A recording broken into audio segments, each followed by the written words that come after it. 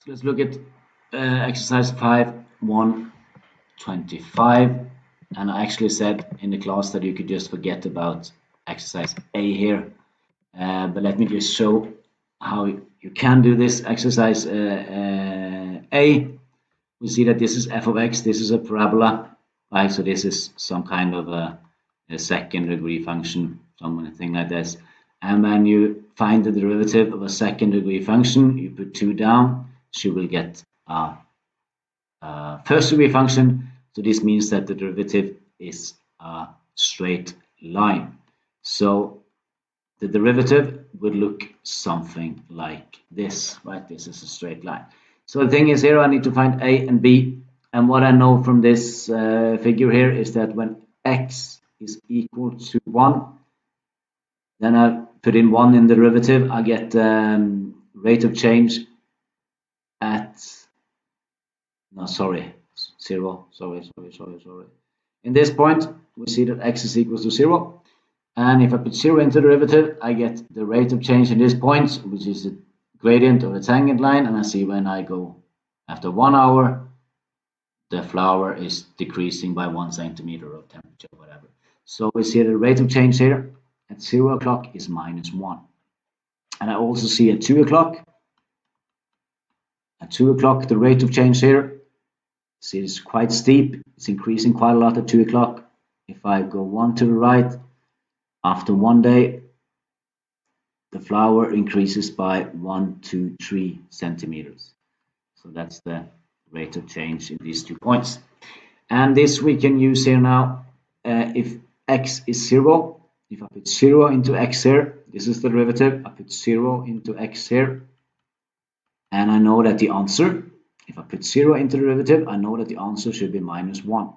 And this will just be 0. So I get b is equals to -1. So then I have b here. So now I have this function for the derivative a times x minus 1. And then I have to find a, but I know that when x is 2, the derivative is 3. So if I put 2 into x here, which will then get me a times 2 minus 1, put 2 into here, I should get the answer 3. And then I get 2a here is equals to, move this over, is equals to 4, and divide by 2, so I get a is equals to 2. So then the derivative will be ax plus b, right? Ax plus b, straight line, and a here is 2, so I get 2 times x minus 1, which was the answer which I was looking for here. And then we should just find the instantaneous rate of change, momentan X-dot, when x is -1. And since we now have the derivative, we can just calculate this. I just put -1 into the derivative, and I get -2 here, -1, which is -3. So that's the answer there.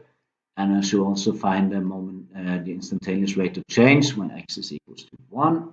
And I just put it into the derivative, and I get 2 minus 1, which is 1. So that's the answer on exercise B.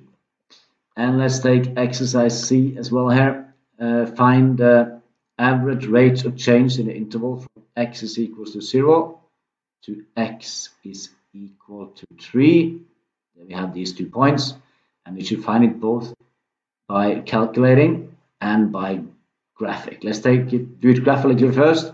If I want to find the average rate of change graphically, I just draw a line between those 2 points, and the average rate of change will be the slope of this line. And what is the slope of this line? If I go 1 to the right, you see that the flower increases by 2. So the slope here is 2. So the average rate of change in this interval is 2. By calculating, we can use this formula, y2 minus y1 divided by x2 minus x1. And the first point here is, of course, the origin. X is 0, y is 0. This is x1 and y1. And the other point, which was this point, this was when x is equals to 3 and y is equals to 6. And if I put this into the formula, this is x2, y2, right? So I take y2, 6 minus y1 divided by x2 minus x1. And then I get 6 divided by 3, which is, of course, 2. So we get the same answer. So that was exercise 5.125.